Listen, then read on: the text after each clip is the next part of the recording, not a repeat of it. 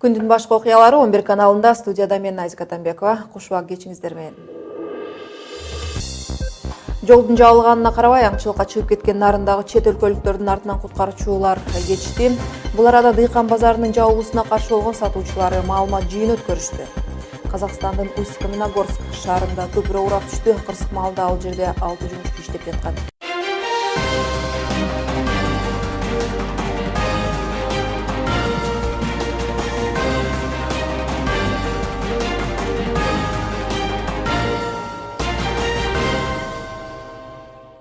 Ат башыда аңчылыкка кеткен чет өлкөлүктөрдү издөө иштери уланууда. Эске салсак, 3 чет өлкөлүк жаранды коштоп баргандагы 10 киши нарында кар күрткүсүнө тыгылып тоодо калып кетишкен. Өзгөчө кырдаалдар министрлиги алар унаа жол жабык дегендерине карабай өтүп кетишкен. Кардын калыңдыгынан унаалары жүрө албай биринчи топ Босого тилкесине жана экинчи топ Беш Белчир тилкесиндеги кар күрткүсүнө тыгылып калышкан. Учурда аларды куткаруу максатында өзгөчө кырдаалдар министрлигинин куткаруучулары аталган жерге жөнөп кетишти. Белгилей кетсек, ат башы кында унаа жолу кыш мезгилинде жол каттамы татаал жана кардын ооругуна байланыштуу жыл сайын май айына чейин жабылат. 20 ноябрь күнү саат түшкү 12:30 чамаларында Аксай өрөөнүндөгү Чатыр таш заставасынан ат башы кында Аксай унаа каттамы боюнча жол жабык дегендерине болбой ошол жака өтүп кетишкен. Кардын калыңдыгынан унаалар жүрө албай калышып, биринчи топ Босого, ал эми экинчи топ Беш Белчилер деген участкасында кар күрткүсүнө тыгылып калышкан. Андыктан жарандарга жардам берүү боюнча Өзгөчө кырдаалдар министрлигинин Ат башы райондук өрт куткаруу кызматынын куткаруучулары Баш Кайыңды айылындагы жеке жарандын жогорку өтүмдүү болгон Урал автоунаасы менен жиберүү жагы уюштурулуп, Өзгөчө кырдаалдар министрлигинин Ат башы райондук жети куткаруучусу, Ат башы райондук Өзгөчө кырдаалдар бөлүмүнүн 2 кызматкери, райондук ооруканадан фельдшер жана Нарын шаарынан 2 адам туугандарынан аталган жерге чыгып кетишкен. Аталган жерге ошо жарандарга жардам берүү үчүн бүгүн 24 ноябрь күнү саат 1:30 чыгып кетишкен. Бул арада Бишкектеги Дыйкан базарында иштеген сатуучулар кайрадан нааразычылык билдирип, журналисттер менен жолугушту. Базарда иштеген сатуучулар буга чейин да бир нече жолу арызданып, бирок жооп ала албай келишкен. Алар октябрдан баштап базардын жабылышына каршылык билдирип жатышат. Эске салсак, мэрия 14 октябрь күнү мыйзам бузуу жана экологиялык техникалык инспекциясынын эскертүүлөрүнөн улам, ошондой эле шаар тургундарын коопсуздугун сактоо максатында Дыйкан Пишпек базары жабыла турганын жар салган. Учурда базарда иштеген 1000 адамдан 10дон ашыгы башка базарга көчүүгө макул болушса, калгандары караманча каршы болушууда. 11 каналынын кабарчылары базарга барышкандарга алар мындайча арыз мындарын айтышты. Дыйкан базарына биз Баткен базарынан айдаганда 2008-жылы көчүп келгенбиз. Ошондо өз күчүбүз менен боксторду курганбыз. Ал эми бүгүнкү күнү мага Сары Өзөн базары альтернатива болуп жатат. Ал эми базардын жабылышына каршы болгондор эч кимге тоскоол болбой жан сактап жаткандарын айтышты. Коомдун членимин мен да. Ошо коомдун члендери барып, бизди удержать этпегиле, бизди кыйнабагыла, көчөсүңөрбү, вот дорога деп, пожалуйста, можете снять. Тиги кишини койгулап туруп биздин аялдар эшикке чыгарып койду.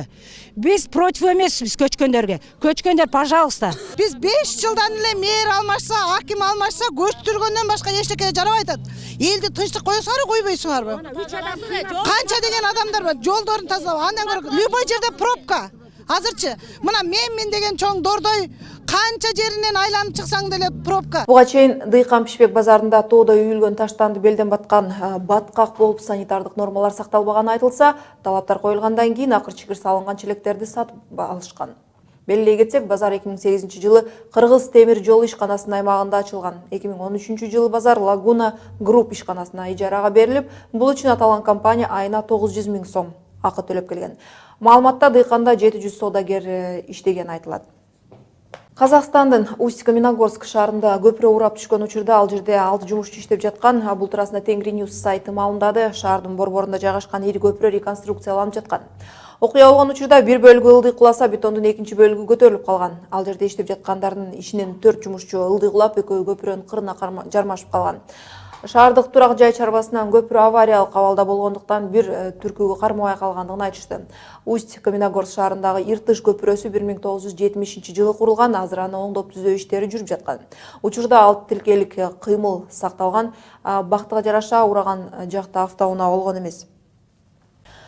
Өзбекстанда мөөнөтүнөн мурда шайлоо өнөктүгү башталды. Шайлоого 10 күн калганда башталган иш-чарага бардык жарандар келип добушун бере алышат. Ал эми мөөнөтүнөн мурда президенттик шайлоо 4-декабрда өткөрүлөт. Кезексиз шайлоо президент Ислам Каримовдун каза тапканына байланыштуу өткөрүлгөн жатат.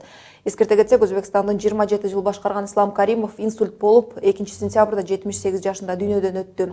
Учурда өлкө башчынын милдетин премьер-министр Шавкат Мирзиёев аткарууда, бирок президенттик милдетти убактылуу аткарууга шайланган Шавкат Мирзиёевди президент болуп шайланаарын көпчүлүк болгоп жатат. Жаңылыктарды баяндообузду улантабыз кийинки бөлүктө. Быйыл Кыргызстанда ур токмокко зордуктоого кабылган аялдардын саны 15%-га көбөйдү. Мамлекет аялдарды коргоодо эмнеден аксап жатат? Ал эми Кыргызстанда допингге каршы улуттук комиссиянын түзүлүшү боюнча чечим кабыл алынды. Бишкекте Борбор Азиялык допингге каршы күрөшүү уюмунун директорлор кеңешинин жыйыны өтүп жатат. Ошондой эле Кыргызстанда түшкөн суукту чогуу жеңе узаттуу акциясы старт алды. Аталган иш-чара коомдук унааны күтүп, аялдамада жолдо тургандарды бекер ала кетип жеткирип коюу болуп саналат. Быйыл Кыргызстанда ур токмокко зордуктоого кабылган аялдардын саны 15%-га көбөйдү. Мындай изилдөөнү өлкөнү түрө кыдырып, ар бир фактын изилдеп келген укук коргоочулар билдиришүүдө. Ошол эле маалда мамлекет өлкөдө жашаган аял затынын укуктарын кечиресиздер жакшы коргой албай жатат дешүүдө. Жанар Эсенова улантат. Соңку 10 ай ичинде үй бүлөлүк зомбулукка кабылган аялдардын саны 2,5 миңден ашат. Изилдөө өткөргөн уюмдун баяндамасында мындай көйгөйгө чалдыккан аялдар эч кимге даттанбагандыктан алардын үнү угулбай келет. Мунун себеби Кыргызстандагы патриархалдык өлкө болгондуктанбы? Айтор көпчүлүк айымдар күйөөсүнө каршы чыга албайт. Же жөн гана эл эмне дейт деген түшүнүк менен ачыкка чыкпай калат.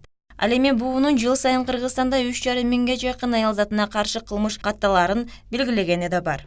Маселен, аларга карата күч колдонуп, зордуктоо, өлтүрүү, эркине каршы нике куруу. Бир эле Кыргызстанда гана эмес, дүйнө жүзүндөгү бир катар мамлекеттерде аялдардын уур токмокко кабылышы, мажбурлап эрте турмушка чыгаруу өңдүү көйгөйлөр дагы эле актуалдуу. Жыл өткөн сайын бул проблемалар чечилмек турсун, тескерисинче курчуду. Баса жабыркагандардын көпчүлүгү жумушсуз аялдар. Изилдөө биринчи жолу ушундай чоң масштабта өлкөнүн деңгээлинде өткөрүлгөн.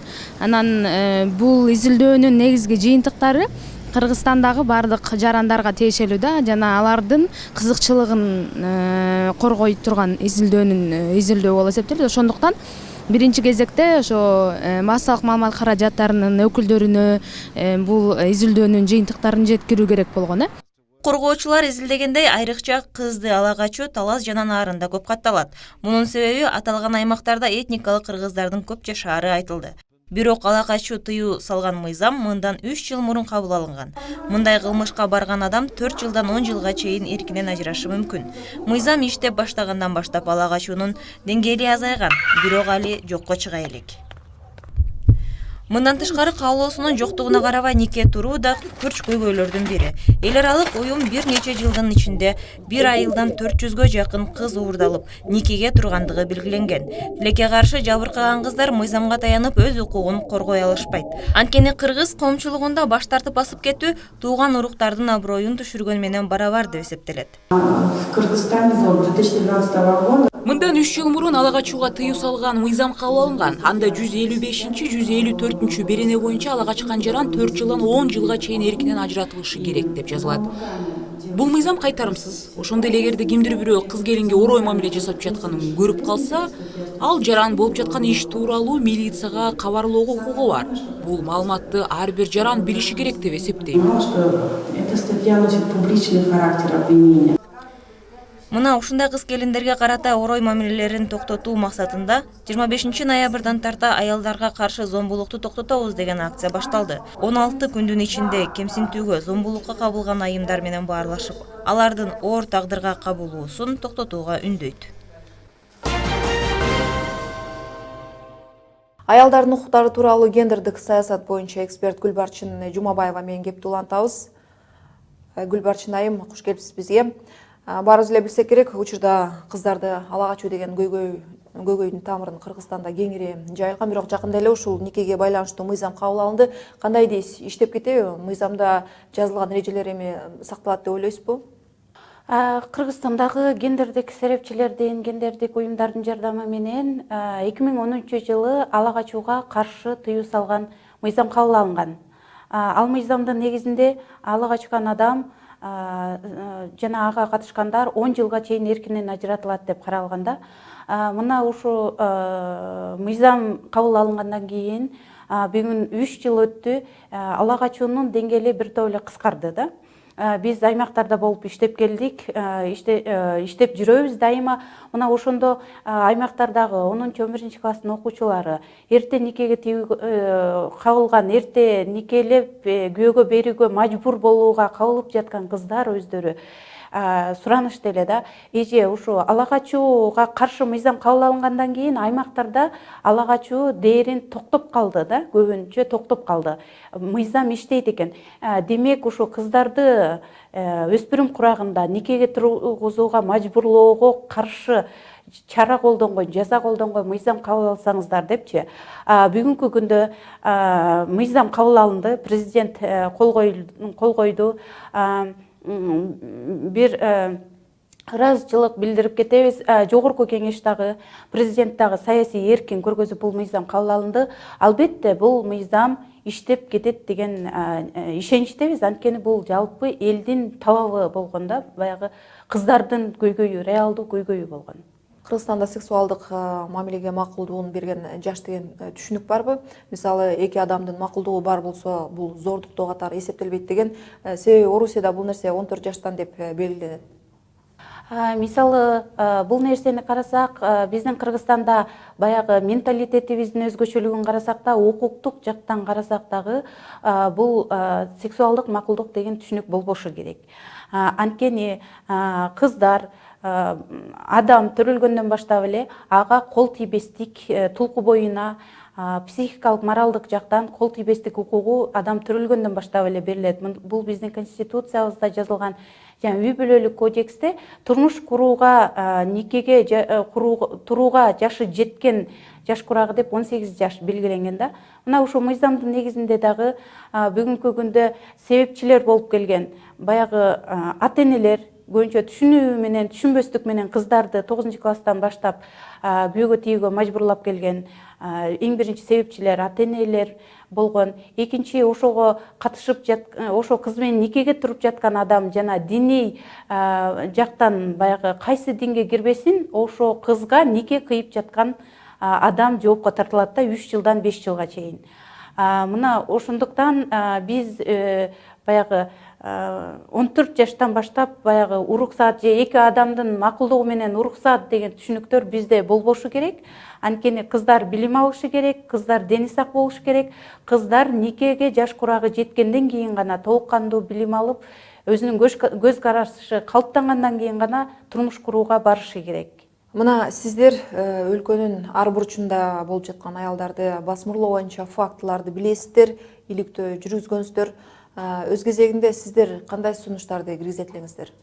Бүгүнкү күндө жалпы дүйнөдө, ошондой эле Кыргызстандын аймагында дагы 16 күндүк зордук зомбулукту аялдарга жана балдарга карата, кыздарга карата зомбулукту токтотобуз деген чоң акция башталды да. Мына ушу бизде кыймыл бар, биргеликте зомбулукту токтотолу деген. Чоң Кыргызстандын бардык эл аралык уюмдарынын, жалпы эле бейөкмөт уюмдары, жарандык, гендердик серепчилер башында турган чоң кыймыл бар. Биз чоң иштерди жасап келе жатабыз. Никеге каршы мыйзамда ушу кыймылдын мүчөлөрүнүн активдүү катышуусунун негизинде кабыл алынды. Мына ушул кыймылдын алкагында Кыргызстандын бардык аймагында 50дөн ашык тегерек үстөлдөр, флешмобдор, түшүндүрүү иштери, жыйындар, жолугушуулар, зомбулукту биргеликте токтотолу деген ураан менен жүрөт. Биз айтат элек, зомбулукту токтотууга мезгил жетти. Биз Кыргызстанда үй бүлө бая зомбулук боюнча дагы, ала качуу боюнча да мыйзамдар, азыр никеге баягы өспүрүм кыздарды никеге тургузууга каршы мыйзам кабыл алынды. Мына ушул мыйзамдар кабыл алынганына карабай дагы зомбулук дагы эле балдарга, жаш кыздарга, өспүрүм кыздарга жана аялдарга каршы уланып келе жатат. Мына ушу жаңы массалык маалымат каражаттарына да кайрылат элем.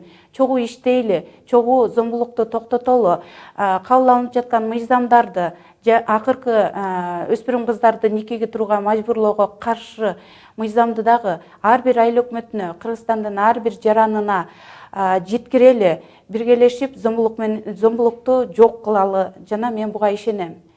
Биз зомбулукту токтотобуз. Жаңылыктарды улантабыз. Кыргызстанда допингге каршы улуттук комиссиянын түзүлүшү боюнча чечим кабыл алынды. Бишкекте Борбор Азиялык допингге каршы күрөшүү уюмунун директорлор кеңешинин жыйыны өтүп жатат.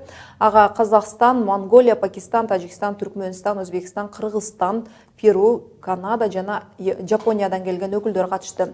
Бул жылы Кыргызстанды допинг чырына байланыштуу эки окуя силкинтип койду. Бири Грек-Рим күрөшү боюнча Балбан Жанарбек Кенжеев олимпиада жолдомосуна алып салынышы, экинчиси Изат Артыковдун олимпиадалык коло медалдан кол жуушу болду. Бүгүнкү регионалдык антидопинг форумунун өтүлүшү биздин ниетибизге жана каалообузга жарашкандыгы үчүн бул форумдан көп өзгөрүүлөрдү күтөбүз. 25-26 ноябрь күндөрү спорт ордосунда Борбор Азиялык допингге каршы күрөшүү уюмунун директорлор кеңешинин өкүлдөрү Кыргызстандын машыктыруучуларына жана спортчулары үчүн семинар өтүшөт. Эми Америка тууралуу АКШнын жаңы шайланган президенти Дональд Трамп администрациясына биринчи 2 айым дайындады. Түштүк Каролинанын губернатору Ники Хейли АКШнын буудагы элчиси, ал эми Бетси Дэвис билим берүү министри болуп дайындалды. Жогоруда аталган 2 айым тең Трампты буга чейин сынга алып келген. Хейли мен Трамптын жактоочусу эмесмин деп айткан болсо, Дэвис Манхэттендик миллиардерди эл каалабаган талапкер деп атаган. Өз партиясынын президенттикке талапкер болууга Трамптын атаандашы Бен Карлсон дагы жакында бир кызматка дайындаларын четин чыгарып айтты. Бул арада юристтердин тобу шайлоодо жеңилип калган Хиллари Клинтонду добуштарды кайра санаттырып чыгууну сунушташууда. Алардын айтымында Клинтон Трампка караганда 2 миллионго көп добуш топтогон. Анткени менен мындай билдирүүгө Клинтон азырынча үн ката элек. Кыргызстанда түшкөн суукту чогуу жеңебиз аттуу акциясы старт алды. Аталган иш-чара коомдук унааны күтүп аялдамада жолдо тургандарды бекер ала кетип жеткирип коюу болуп саналат. Аталган акциянын уюштуруучусу Дастан Сүйүнбековдун айтуусунда айдоочулар чөнтөк телефонуна атайын мобилдик тиркемени жүктөп алса болот. 2 күндөн бери бул акция боюнча 100 адам суукта көчөдө турбай үйүнө эрте жетип алганын айтат. Бул мобилдик тиркеме эмеден чыкты. Башка чет өлкөдө Uber, Get деген эмелер бар го, приложениялар. Ошонун эле аналогу да мындайча айтканда.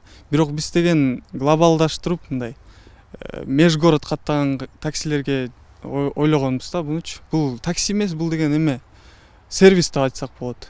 Бул жерде көп транспорттук услуга, бүт транспорттуу эмелер кызматтар бар да. Грузоперевозки, чоң унаалар, таксилер, башка шаардан башка шаарга кеткен маршруткалар, анын баары колдонушса болот. Элдерге удобство болсун деп тиги автовокзалга барып 2 сааттан күтүшүп, пассажирлер менен кыйкырышып эметпей, приложенияга эле кирип ошол жерден заказ кылып, жаккан водительди алып кете берсе болот да, ошондой. Иш-чараны уюштуруп жаткан K-Driver компаниясынын өкүлү кошумчалагандай, суук түшкөнү автотранспорт маселеси бар экени көрүнүп калды. Керек болсо бекер жеткендер ыраазы болуп 30, 40 же 50 сом төлөп жатышканы белгиленет. Мына ушундай жагымдуу кабар бүгүнкү жаңылыктарды жыйынтыктады. Көңүл бурганыңыздар үчүн ыраазычылык билдирем. Мен Айзка Атамбекова, сиздер менен буюрса эртең көрүшмөкчүмүн. Саламатта калыңыздар.